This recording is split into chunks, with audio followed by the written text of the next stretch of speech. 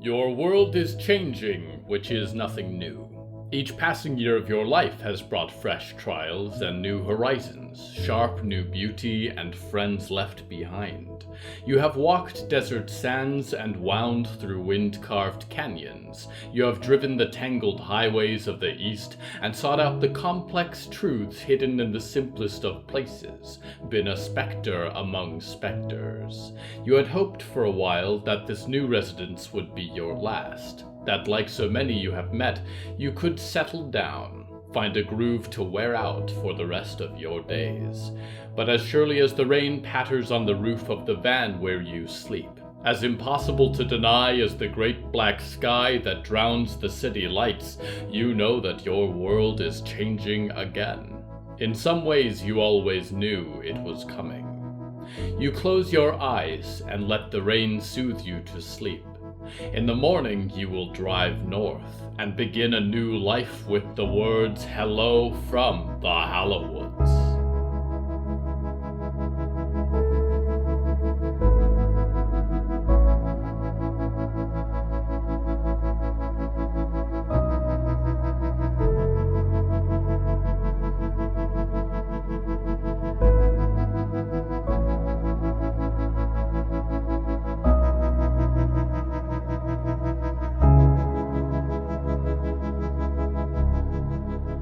Right now, I sit on a muddy shore overlooking a vast black lake. In the distance are a number of round buildings sculpted out of the marsh. A little closer is a great crowd of froglin kind, grieving and furious. And too close to the lake indeed is a single large toad with a crown of skulls slipping from his head as the water boils up like a high tide. The theme of tonight's episode is orders.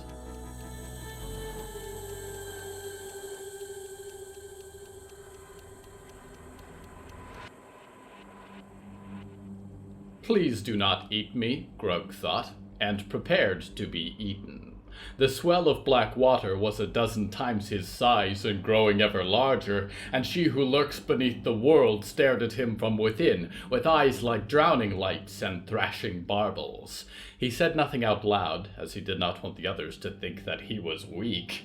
He was Grug, who could lift the most. Grug, who could flatten a mud bank with one slap of his big webbed hands. Grug, who was staring helpless at the edge of the lake, just like the drowned priest before him. The sound was not a sound at all. A gurgle of water in Grug's head bone, a rushing of tides in his ear holes. She who lurks beneath was speaking. "What's the big deal?" she was saying. "I can hear you from beneath the water, and I am trying to rest." "I am sorry," Grug thought in turn, and lowered his head to the muddy shore, felt the water plap against his broad forehead. "Get up," said the Queen of Storms, and the lake surged forward. Grug scrambled to his feet, and the crowd took a leap back. She was huge now, undeniable, flashes of great fins within a wave so large it could wash away their village should it fall. "Explain yourself," said the sinker of 1,000 ships. Grug looked up. Another mud-caked skull slipped from his head. He barely noticed. The terrible majesty before him was too much to take in. "The others are upset," he began. "We did as you asked. We brought war spikes and battle songs. We went to fight the pink meats. But there were surprises. A great frog stabber, biggest ever. Loud killer sticks from the west. And a king of the forest. He spoke to me. Said we could leave if never come back. But still the forest feasts on many froglin bones this morning." "A king," said the Queen of Tempests. "Do you serve a king, Grug?" Her barbels cut through the water like blades. Grug blinked for a moment. "Are you a king?" he thought. "It is you alone I serve." "I am not a king right now, Grug." The Lady of the Lake sighed and flapped her gigantic tail. The great wave that held her rippled, threatened to burst. "We will regroup, and we will try again." "It is not only that," thought Grug, and wrung the holy staff in his hands. "The others hear the cries of the Queen Mother, far south. They wish to follow her, to escape the Forest King. to leave Frogland Town. The goddess was silent in his head for a moment, but he could feel a tremble in his bones. The sky grew cloudy and dark, and the water around the great wave bubbled and churned, and her wall of water loomed closer to the beach. The crowd's cries of complaint turned to trills of fear. "They doubt me?" she said in his head, and then a dozen of her eyes turned towards the crowd beyond. "You doubt me, foolish land wrigglers?" she roared, and Grug cowered and looked back to the crowd. He would have expected to find them all prostrate in worship, begging forgiveness conveniently out of biting range, but they were not. Some, not all. What are they doing? Grug thought, sudden cold terror running down his body like winter ice. If she is displeased, she will kill only the drowned priest, and that is me.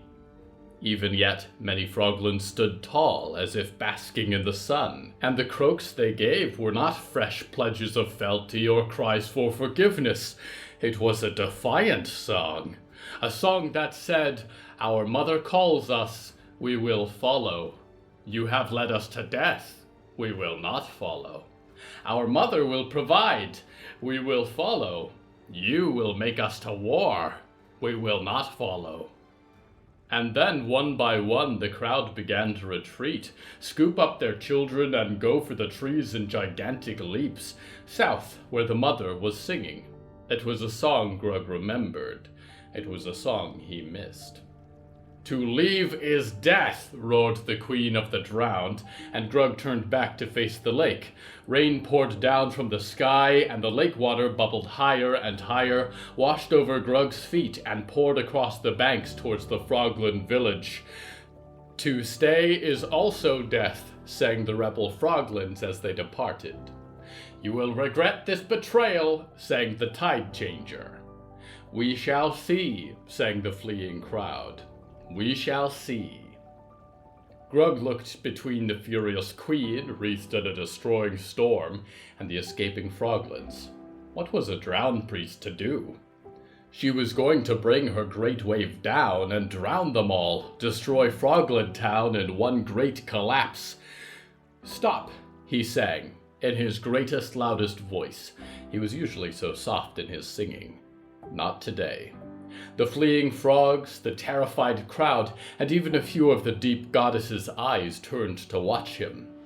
"We have been blessed," Grug continued, which was something he remembered the old drowned priest having said, "with the arrival of a great one, a queen, a goddess of the water.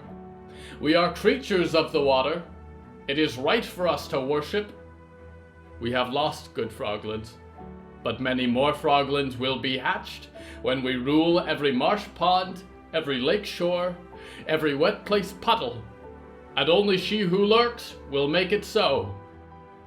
Grug finished his pleading melody and sighed heavily, watched with wide eyes. Some of the Froglands continued to leave, fled through the pines into darkness. Good, he thought. They will protect our mother. But many stood their ground and slowly stepped forward, webbed hands raised, and joined Grug in the shallows, fell to their knees in the water. They sang. "Blog," sang Grug, and turned his eyes to she who lurks beneath, and shook his stick of shells, sent a pleasing rattle with each beat. Sang Frogland Town, and the goddess turned, and her great wave fell back into the surface of the water, drained away from their village, and the sky brightened. "You serve me well, Grug," thought the queen. "There will be many gifts ahead for you." Grug looked down at the lady in the water, and with great terror and reverence, smiled from earhole to earhole.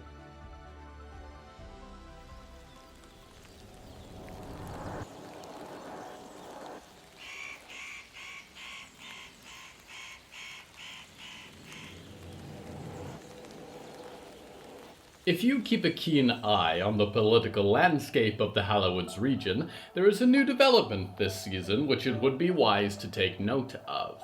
The greater Frogland community has been rent in half, with one group moving south to protect the progenitor of their clan, and half remaining at Frogland Town to carry out the whims of a large fish, whose favorite activity is lifting warm mud from the bottom of the lake to the top with her head, and watching it all float down again.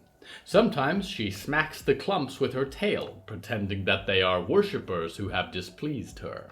She likes the way they burst through the water. Truly a leader worth following to the end of your days. What magnificence! What strategic planning! A true mastermind. We go now to one who is not a mastermind.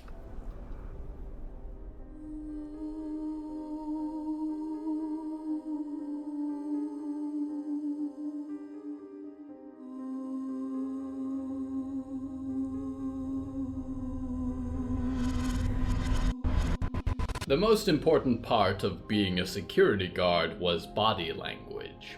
The attitude, really. If you project unshakable, grim, and absolutely tougher than you, then it greatly discourages people from actually trying to fight you. Which, as a relatively peaceable person, was what Marco preferred. And so it was hard as nails, smells napalm for breakfast, Marco, who was dragged down the lofty metal halls of Box Cassiopeia by two security officers he had never met before. Behind him, Valerie and Riot were similarly escorted. It could have been him, he thought, pulling Valerie Maidstone by the arm, if things had gone just a little differently. He wouldn't have betrayed the company without the stone maids reaching out, and he wouldn't have offered them information unless there was a future with Brooklyn worth fighting for. If he'd never been assigned to Lady Ethel's security detail for a chance flight to Box Polaris, he might not be here now, about to be sealed inside of a dreaming pod forever. He knew the security here, the teams and drones and grid defenses and long-range lasers. He knew there was only one way out. "Remember," he called back to Valerie and Riot, "just follow my lead." "Doing pretty good so far," Riot said, and was promptly elbowed by one of her guards, a move strictly against hostage transport protocols. And then the metal hallway was gone, and they were through the door and into an expansive metal space, a grated floor suspended over an abyss of spindly mechanical arms and blinking lights. Ahead of him was a huge black metal wall, with inset strips of glowing opalescent lights, the color of consciousness, the color of the prime dream. There was a dreaming vault on the inside of every dreaming box, an inner chamber that held 1,000,000 dreaming pods securely, and no waking creature was allowed inside. Only mechanical arms, like countless great spiders, carefully organizing the dreamers collected within, removing the dead for disposal, transferring samples of genetic material so new life could begin. 1,000,000 graves, he thought. 1,000,000 caskets. 1,000,003, counting the 3 metal caskets that stood on the edge of the platform, spouting wires and cables and tubes. The platform was lined with guards in shiny black armor and white-coated technicians, and above them all, the Titanic lady herself, wearing an even fancier 15-foot coat than usual. "I wish I could stay for the whole thing," she said, and waved with a long leather glove. "But really, once you're inside, all the diagnostics can take a few minutes, and I'm in a rush. My schedule has been a nightmare lately." "Really?" said Valerie, kicking at the floor as the guards dragged her across the metal landing. "If I had the chance to lock you away for good, I would clear my calendar. I know this will be hard for you to accept, Val, but there are some things in the world that are more important than you," the lady sniffed. Her pleasant smile had vanished, and she turned to the technicians. "People, I have 2 minutes before I need to be in the Dreamcast station. Please hurry this up." "Give me my sword back and I'll fight you," shouted Riot, and lunged for the guard that hoisted her belongings. "I'll fight you with my bare hands." "You don't have to do this, Ethel," Valerie said. "Please, for old time's sake." "Old times," the lady laughed. "Val, darling, the new times are right around the corner, and they are going to be so much better." They were close now, only a few feet away from the dreaming pods, and Marco struggled to turn back enough to see the lady. "Wait!" he shouted. "I'll tell them. Everything about Box Polaris. The ghosts, the riots, that people live outside and they're happy. Every little secret I can get my hands on. Unless..." The lady paused and crossed her arms expectantly. "Or you can let them go," Marco continued. It was as good a chance as he was ever going to get. "Riot and Valerie. They're irrelevant to you now anyways. You know that. You need someone who can help you. Someone who knows your day-to-day. I'll stay. Forever. I'll be useful. And whatever you're trying to achieve, I'll make sure it happens. And I'll never say a word about what I've seen. That's my offer."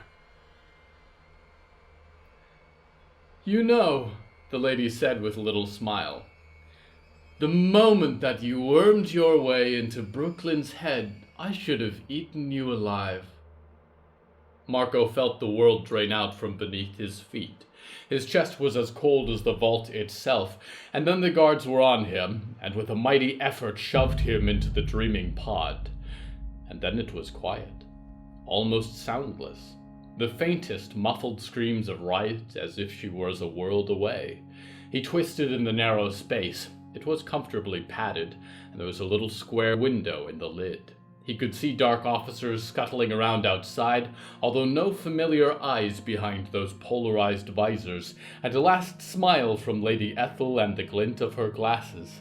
And then his world tilted up to the metal rafters high above, the passing mechanical arms like a spider wrapping him in silk, and a brief flash of light from above, maybe the sky, shining through some distant hangar door, and then, with a gentle rush, only darkness. The dream impulse switched on, and Marco was asleep.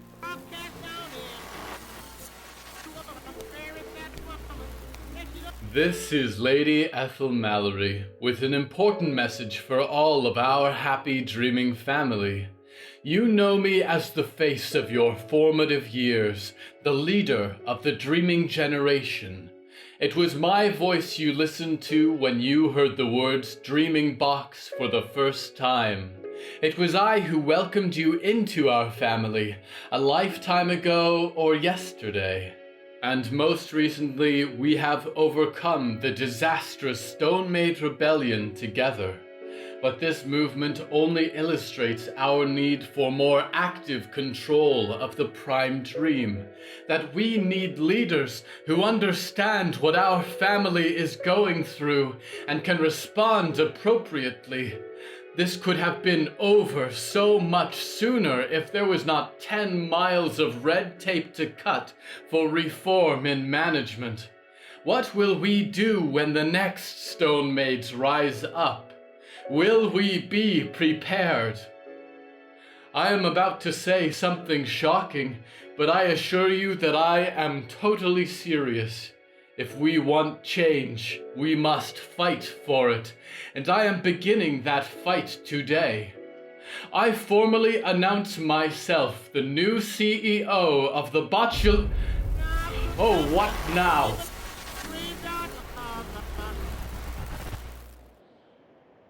The sun is low and red. The trees whisper endless names. The soil sings of death and new beginnings.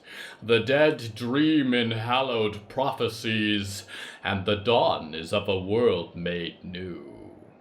But yes, girl, go get that promotion. We return now to Marco Torres. There was a dreamless white, and in it Marco thought of Devon and Mandy and Brooklyn.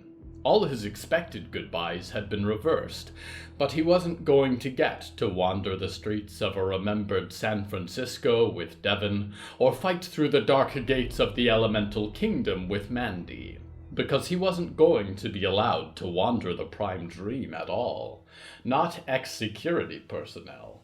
He was going in an echo chamber, a lockbox, a nightmare fed by your own fears, evolving by the second, and he was never getting out.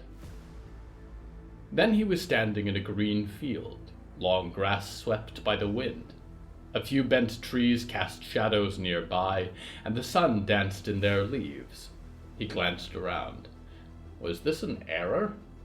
"Hello, and welcome to the Prime Dream," said a voice, and he found someone standing beside him then, a girl with long blonde hair and perfect teeth, and a spiked leather jacket. "And, I don't know what comes after that. Make sure you know how the privacy settings work, or you'll find out some weird stuff about your relatives." Do I know you?" he said. "This isn't my dreamscape." "It's mine," said the girl, and grinned, and cracked her knuckles. "And don't get too comfortable, because I'm your ticket out of here." She clapped her hands then, and Marco felt as if he was a puppet suddenly yanked by his strings, pulled immediately into darkness. He woke up and hit his head against the square glass window as he tried to sit up. There was movement outside, lights and mechanisms whirling past, and then a shudder that he was somewhat familiar with, the same uneasy feeling as a personnel carrier taking flight. There was an impact on one side of his coffin and a horrible tilt, and suddenly he was upside down, and his view from the window improved dramatically. His dreaming pod was being carried, although he could not tell exactly by what. If he had to guess, it would have been a cluster, because he was a half-mile in the sky and there were more drones soaring up behind him. One of them clutched another dreaming pod in its great mechanical arms, although he could not tell if it was Valerie or Riot. Box Cassiopeia grew ever smaller beneath him, but a set of massive rotors rose up past his window, and a second impact rocked him into one wall of the dreaming pod. They were fighting mid-air. "Don't drop me!" he screamed. "Don't you dare drop me!" An attacking drone scraped at his window with a buzzsaw, and then abruptly went quiet. The light in its glinting eyes died, and it fell out of the sky. He felt his pod shift again, and with a final tumble, his casket hit the ground, rolled several times to a stop. His world spun on the inside, and he slammed on the door with his hands.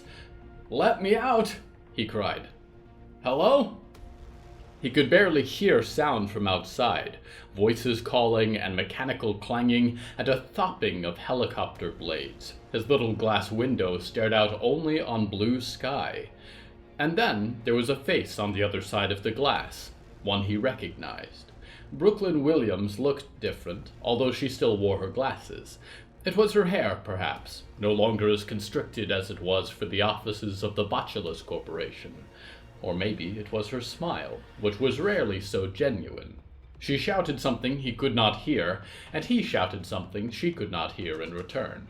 There was a loud crash, and the lid of his dreaming pod split off its rails, and he sucked in fresh air like a man returned from the dead. "Brooklyn?" he said, sitting up. Two more pods lay beyond. Valerie staggered out of one, and Riot peeled open a storage bin to retrieve her sword and satchel. "What on earth is going on?" "You're getting rescued," Brooklyn said, and stepped over the lid, put two hands in his hair, and kissed him. She smelled more like diesel than usual. "You're welcome." "Please save happy reunions for the chopper," called a voice, and Marco looked up to see a frightening woman in black body armor perched behind a piece of equipment. It might have been a sniper rifle if it was for hunting giants. "Are you the Stone Maids?" Marco said as Brooklyn helped him up. "I'd just like to express how grateful I am for—" There was a rush of air and a scream of rotors as a cluster came racing over the bank behind him, and as he turned he could just catch a glimpse of its shining red eyes charging, buzzsaw mandibles outstretched, and then the woman in black fired her weapon, and a projectile like a tiny lunar lander went sailing over his head, latched onto the cluster's angled face, and the great rotors died instantly. Marco ducked out of the way as the truck-sized drone sailed past him and careened into the ground with a cataclysmic crash. "Get to the chopper," the woman repeated and lifted her weapon. It folded down into a backpack-sized bundle. She shouldered it and went sprinting for the helicopter, which was spray-painted red over its original black chrome. Marco said nothing more, and with Brooklyn and the Maidstones in tow, followed her lead. There was no Lady Ethel to stop him this time, and he leaped up into the rear door, took a seat and a headset. "Told you I had a plan," Marco said as the rest got buckled. "Your plan sucked," said Riot. "You have me and Danielle to thank for that," said Brooklyn, and reached across to shake Valerie's hand. "Hi, Miss Maidstone. Nice to meet you." "Cindy?"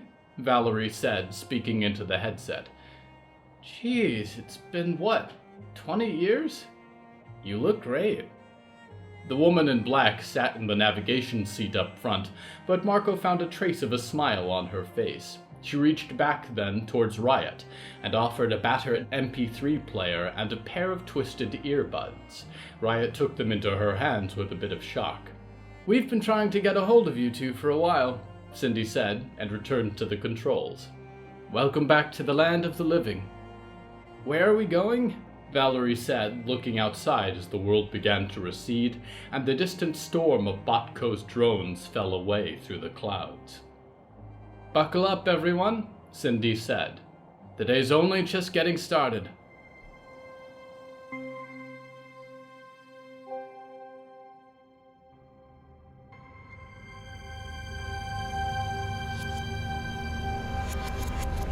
There is no natural order of things, for life is by nature unnatural. Tranquil stones and barren ice wastes, perhaps, dead asteroids and dust-choked moons are the universe at rest.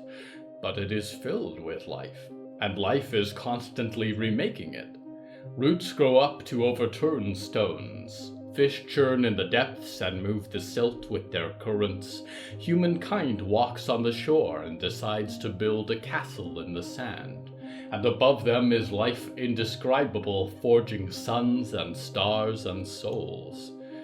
Know then, dreamer, that the natural order is the one which you make. If a stone displeases you, overturn it. If the silt settles, stir it. And do not be afraid to build new castles on the shore, if there are none that seem yet like home. It is only sand. It is only half a universe without you to inhabit it. Order is a lie, for it was built like all else by revolution and change and life. We go now to one who believes in order.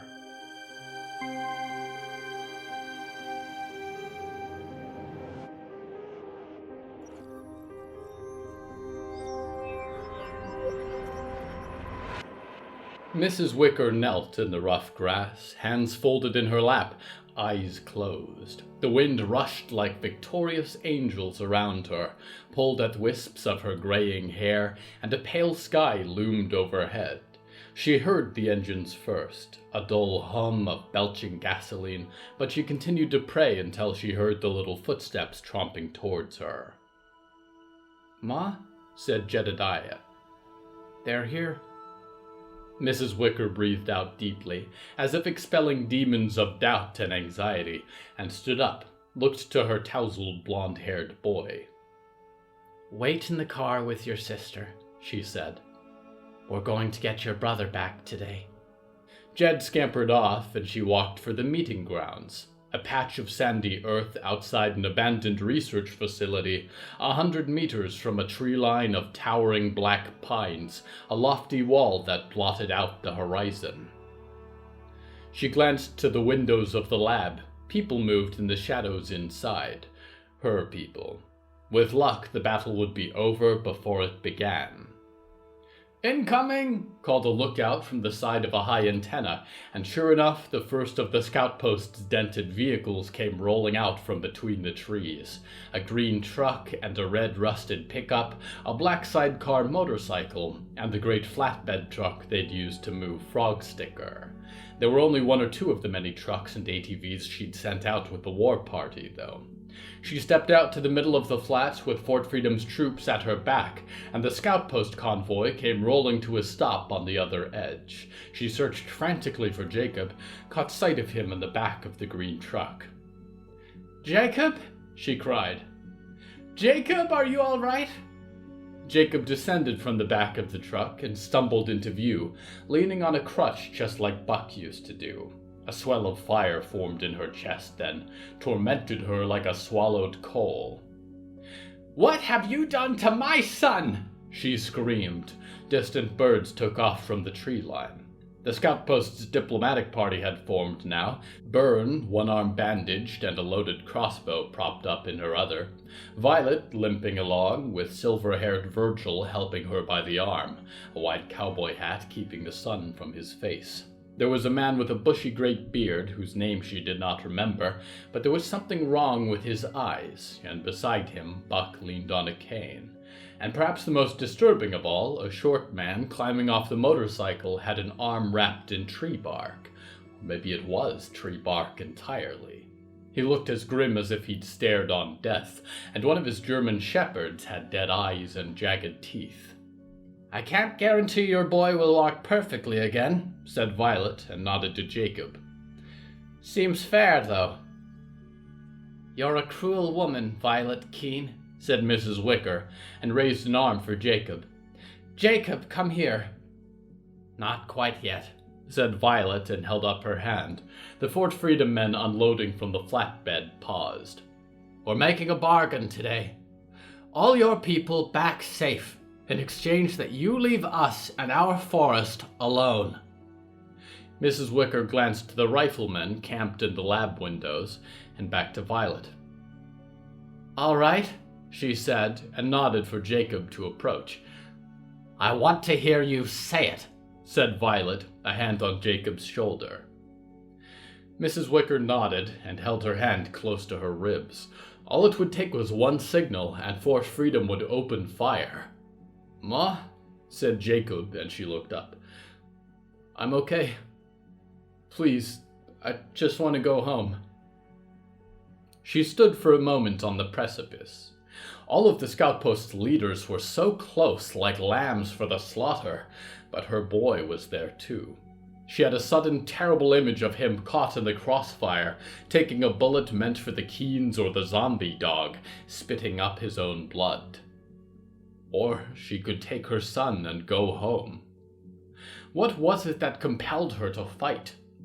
Was it a desire for righteousness? Or was it her own pride? A sin in disguise. "I, Kellyanne Credence Wicker, will accept our people back to Fort Freedom, and we will have no further dealings with the scout post or your forest," she said. The words felt like a defeat, but Jacob sighed in relief and smiled, and it was all that she required. Violet and Byrne looked to each other and nodded, and Violet patted Jacob on the back. "Go home to your mother," she said. Jacob limped across the middle of the clearing and was followed by the remaining soldiers of Fort Freedom, husbands, sons, fathers, until only one remained, Buck leaning on his cane beside the gray-bearded man. "You said all of our people," she said to Violet. "James, come on home. There are many wounded to tend to, and we may even forgive your disobedience. You can start fresh in our eyes and the eyes of God." "Buck," said the warped little man, and rubbed at his face. "No one calls me James but you, and I don't like it. I ain't going back with you, Mrs. Wicker. These folks are my people now." "Buck," said Mrs. Wicker softly, "we still love you. The Lord still loves you. You can run from us, but you can't hide from him." "I ain't running no more," said Buck, and straightened up. "I'm happy where I stand." "You have your people, Kellyanne," Violet sniffed and nodded. "Our deal is done." "Ain't been much of a pleasure," Virgil said with the tip of his hat and spat on the sand. Violet turned to leave, and the scout post's party climbed back into their vehicles, save for two. The bushy gray man muttered something to the one with the wretched arm, who stepped forward. "Be glad," said the wooded man, with his German shepherds at his sides. "This ends well for you today. The next time you cross into our neck of the woods, we'll be ready, and it won't be as pretty. This place is protected by things you and I can't begin to understand. Now you know." He flexed his hand of broken bark. "Be seeing you." The last two turned then, and the scout post was gone in a roar of engines, driving one by one into the trees. The forest seemed to swallow them whole, until there was no reason to believe they'd ever existed at all.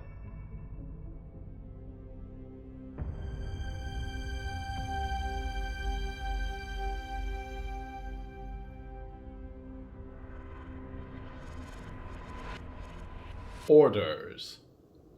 Do as you are told, dreamers, but told by very few. Who is worthy to be followed? Are their commands born of love or of hate?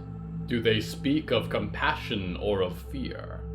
I do as I was told by my old mentor, in that I treat the power of dream with reverence. I do as I was told by my best remaining friend, in that I am embracing the future, even if I do not yet see where it leads. And I do as I was told by an old love, that I am not to be ashamed of my passions. I reject what I was told by the industry, for I will not bow to the order of things. I reject what I was told by the guardian of suns, for I will change the heavens. And I reject what I was told by an old love, because I do not believe that anyone is beyond hope of redemption. I know not all will accept it. I know not all of them can. But I have to believe that there is good in people, no matter how buried in their pride and fear and conceit. That is why I speak to you, dreamer, and to dreaming minds across this cosmos. I speak of change. Until the order is turned upside down, I am your loyal host, Nicky Nick, waiting in line for your return to the Hallowoods.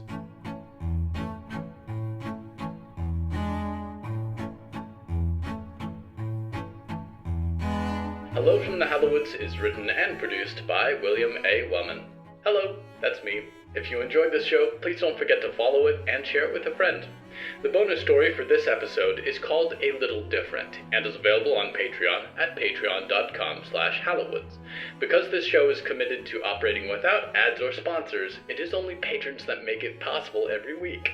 Patrons get access to weekly bonus stories, behind-the-scenes content, exclusive merch, and even more.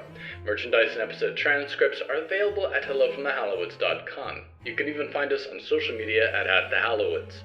Music is used under license from artlist.com. Our opening theme is Forest Overture by Yehezkel Raz, and the closing theme is Farewell by Belsitzman and Matan Ephrat. Until next time, dreamers, please avoid giving the barista your full name at the coffee shop. The name stealers have all sorts of disguises this week, and it's better to be safe than sorry.